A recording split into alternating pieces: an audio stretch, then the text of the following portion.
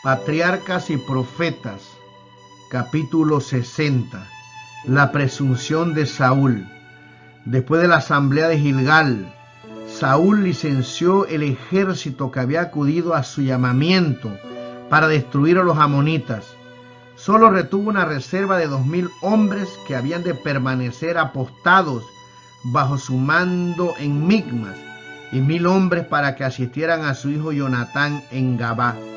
Esto fue un grave error.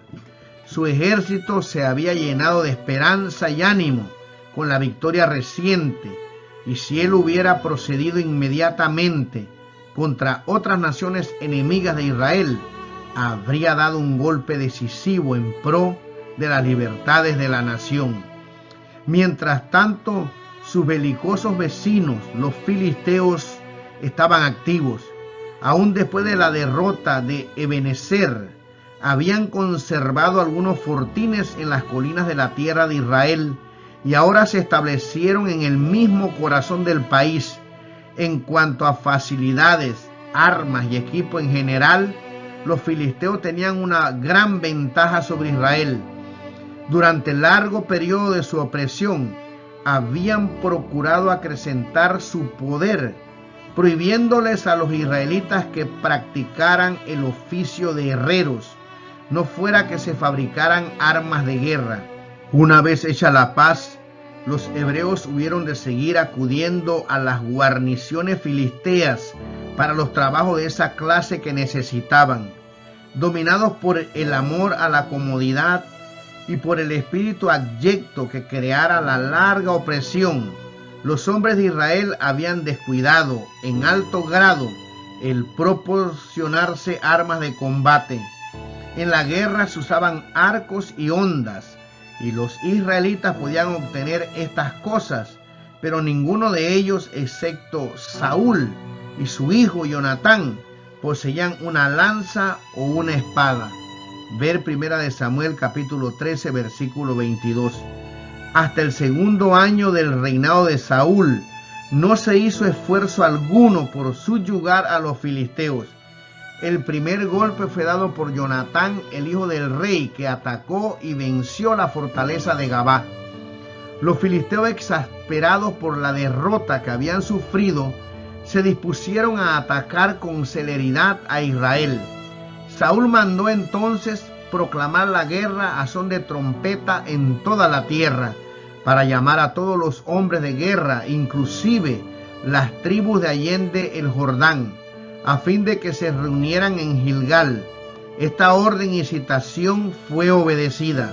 Los filisteos habían reunido un enorme ejército en Micmas, 30,000 carros y 6,000 caballos, y pueblo como la arena que está a la orilla del mar en multitud. Ver 1 Samuel capítulo 13 versículo 5.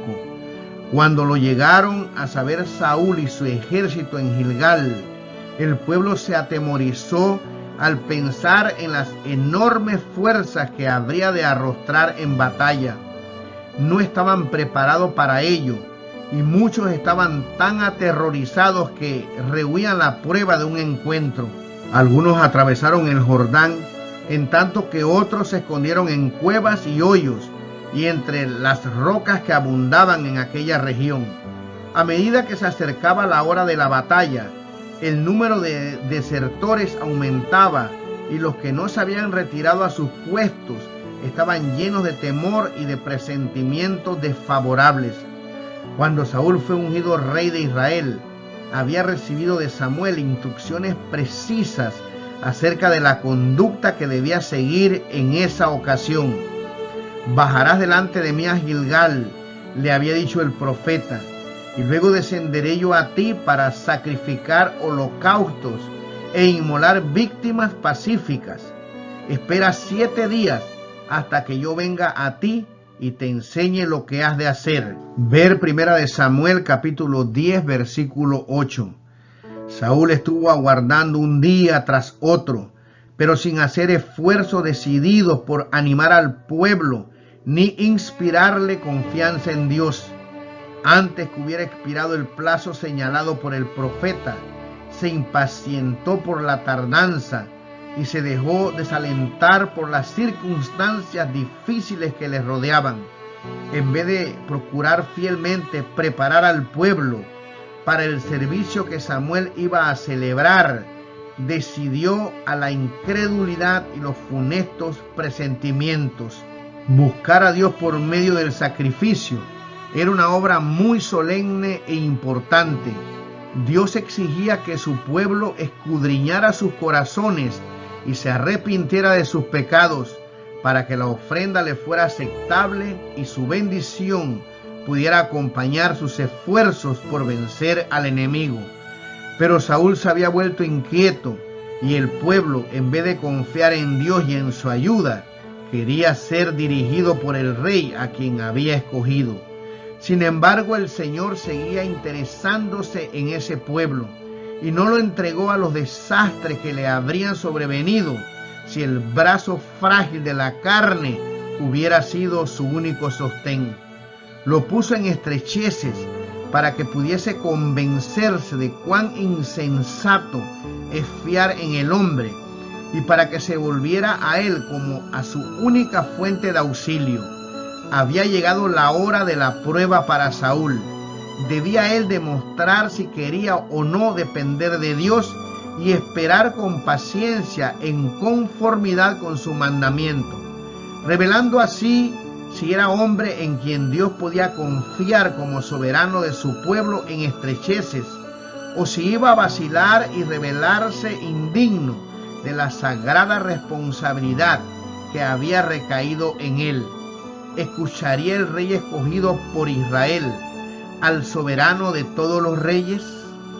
¿Dirigiría él la atención de sus soldados pusilánimes hacia aquel en quien hay fuerza y liberación sempiternas? Con impaciencia creciente esperaba Saúl la llegada de Samuel y atribuía la confusión, la angustia y la deserción de su ejército a la ausencia del profeta. Llegó el momento señalado, pero el varón de Dios no apareció inmediatamente. La providencia de Dios había detenido a su siervo, pero el espíritu inquieto e impulsivo de Saúl no pudo ser refrenado por más tiempo. Creyendo que debía hacerse algo para calmar los temores del pueblo, resolvió convocar una asamblea para el servicio religioso e implorar la ayuda divina mediante el sacrificio. Dios había ordenado que sólo los que habían sido consagrados para el servicio divino podían presentarle los sacrificios.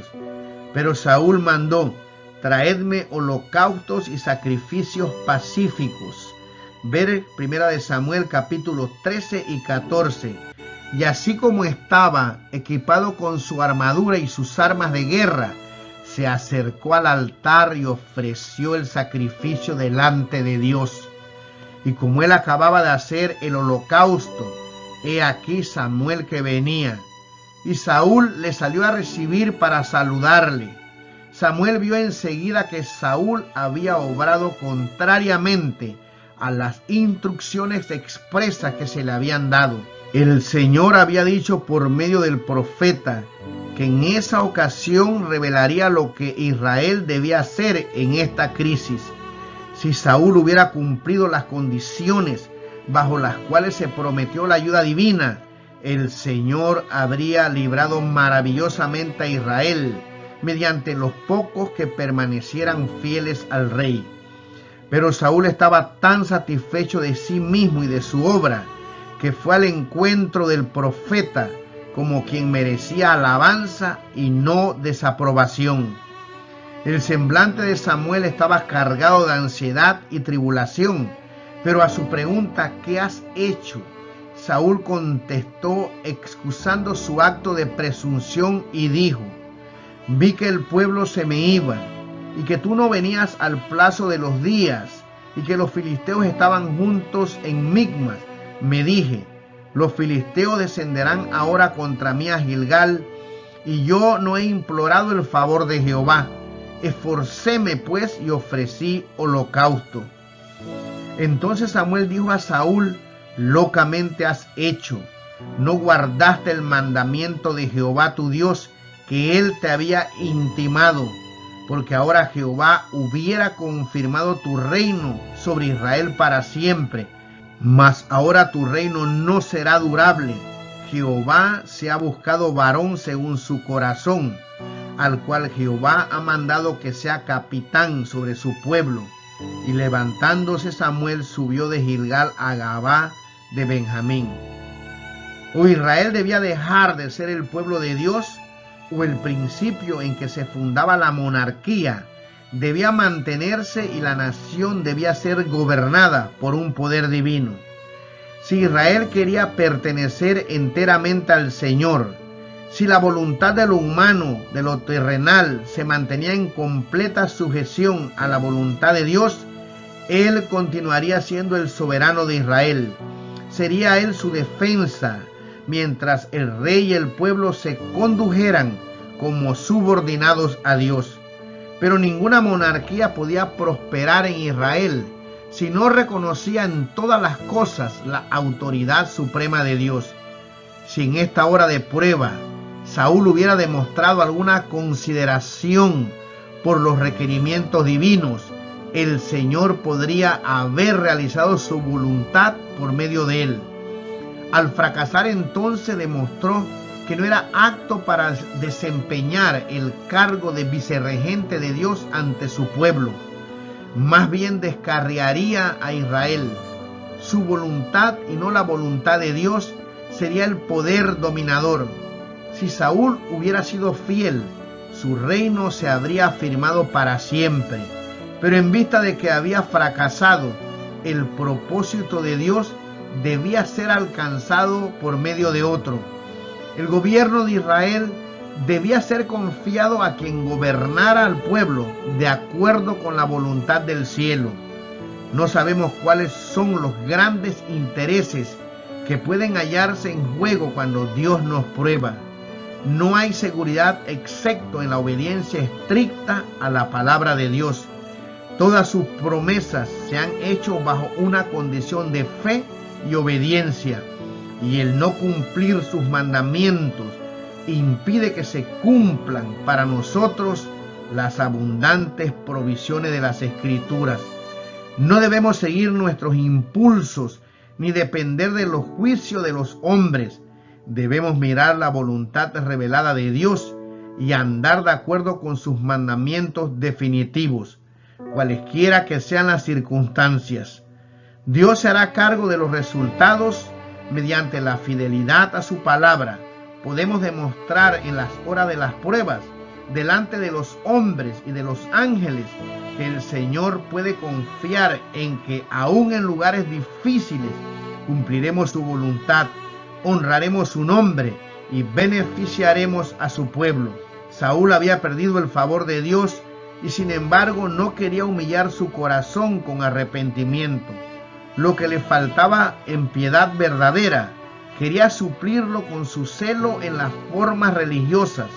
Saúl no desconocía la derrota sufrida por Israel cuando el arca de Dios fue llevada al campamento por Ofní y Finés, y a pesar de esto resolvió mandar que trajeran el arca sagrada y al sacerdote que la atendía.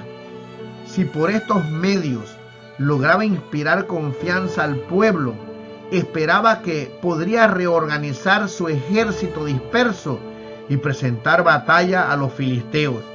Ya no necesitaría la presencia y el apoyo de Samuel, y así se libraría de la crítica y los reproches del profeta. El Espíritu Santo había sido otorgado a Saúl para iluminar su entendimiento y ablandar su corazón. Había recibido instrucciones fieles y reproches sinceros del profeta de Dios, y sin embargo, cuánta perversidad manifestaba. La historia del primer rey de Israel representa un triste ejemplo del poder de los malos hábitos adquiridos durante la primera parte de la vida. En su juventud Saúl no había amado ni temido a Dios, y su espíritu impetuoso, que no había aprendido a someterse en temprana edad, estaba siempre dispuesto a rebelarse contra la autoridad divina. Los que en su juventud manifiestan una sagrada consideración por la voluntad de Dios y cumplen fielmente los deberes de su cargo, quedarán preparados para los servicios más elevados de la otra vida. Pero los hombres no pueden pervertir durante años las facultades que Dios les ha dado y luego, cuando decidan cambiar de conducta, encontrar estas facultades frescas y libres para seguir un camino opuesto. Los esfuerzos de Saúl para despertar al pueblo resultaron fútiles, encontrando que sus fuerzas habían sido reducidas a 600 hombres. Se fue de Gilgal y se retiró a la fortaleza de Gabá, recién librada de los filisteos. Estaba este baluarte en el borde meridional de un valle profundo y escarpado desfiladero a pocas millas al norte de Jerusalén, al norte mismo del valle en Migmas. Acampaba el ejército filisteo y salían destacamentos en diferentes direcciones para saquear el país. Dios había permitido que las cosas culminaran en esa crisis para poder reprender la perversidad de Saúl y enseñar al pueblo una lección de humildad y de fe. A causa del pecado de presunción cometido por Saúl, al presentar su sacrificio, el Señor no quiso darle el honor de vencer a los filisteos. Jonatán, el hijo del rey, hombre que temía al Señor, fue escogido como el instrumento que había de liberar a Israel. Movido por un impulso divino, propuso a su escudero que hicieran un ataque secreto contra el campamento del enemigo. Quizá, dijo él, hará Jehová por nosotros, que no es difícil a Jehová salvar con multitud o con poco número. El escudero, que también era hombre de fe y oración, le alentó en su plan, y juntos se retiraron secretamente del campamento, no fuese que sus propósitos encontraran oposición. Después de orar con fervor al guía de sus padres, convinieron en una señal por medio de la cual determinarían su modo de proceder. Luego, bajando a la garganta que separaba a los dos ejércitos, avanzaron en silencio a la sombra de la roca a pique y parcialmente ocultados por los montículos del valle. Al aproximarse al fuerte filisteo, fueron vistos por sus enemigos, quienes exclamaron en tono insultante: «He aquí los hebreos que salen de las cavernas en que se habían escondido», y los desafiaron diciéndole: «Subid a nosotros y os haremos saber una cosa», con lo cual querían decir que castigarían a los dos israelitas por su atrevimiento. Este reto era la señal que Jonatán y su compañero habían convenido en aceptar como testimonio de que el Señor daría éxito a su empresa. Desapareciendo entonces de la vista de los filisteos y escogiendo un sendero secreto y difícil, los guerreros se dirigieron a la cumbre de una peña que había sido considerada inaccesible y que no estaba muy resguardada. Penetraron así en el campamento del enemigo y mataron a los centinelas, que, abrumados por la sorpresa y el temor, no ofrecieron resistencia alguna. Los ángeles del cielo escudaron a Jonatán y a su acompañante, pelearon a su lado y los filisteos sucumbieron delante de ellos. La tierra tembló como si se aproximara una gran multitud de soldados a caballo y carros de guerra. Jonatán reconoció las muestras de ayuda divina y hasta los filisteos comprendieron que Dios obraba por el libramiento de Israel. Un gran temor se apoderó de la hueste enemiga, tanto en el campo de batalla como en la guarnición. En la confusión que siguió, tomando equivocadamente a sus propios soldados como enemigos, los filisteos comenzaron a matarse mutuamente. Pronto se oyó en el campamento de Israel el ruido de la batalla. Los centinelas del rey le informaron que había una gran confusión entre los filisteos y que su número estaba disminuyendo. Sin embargo, no había noticia de que alguna parte del ejército hebreo hubiera salido del campamento. Al inquirir sobre el asunto, se comprobó que nadie se había ausentado del campamento, excepto Jonatán y su escudero. Pero viendo que los filisteos iban perdiendo, Saúl se llevó su ejército a participar en el asalto. Los desertores hebreos que se habían pasado al enemigo se volvieron ahora contra él. Gran número salió también de sus escondites, y mientras los filisteos huían, el ejército de Saúl les infligió terribles estragos. Resuelto a aprovechar hasta lo sumo su ventaja, el rey prohibió precipitadamente a sus soldados que comieran alimento alguno durante todo el día, y reforzó su mandamiento por esta solemne imprecación: cualquiera que comiere pan hasta la tarde, hasta que haya tomado venganza de mis enemigos, sea maldito. Ya se había ganado la victoria sin el conocimiento ni la cooperación de Saúl, pero él esperaba distinguirse mediante la destrucción total del ejército derrotado. La orden de no comer fue motivada por una ambición egoísta y demostraba que el rey era indiferente a las necesidades de su pueblo cuando ellas contrariaban su deseo de ensalzamiento propio.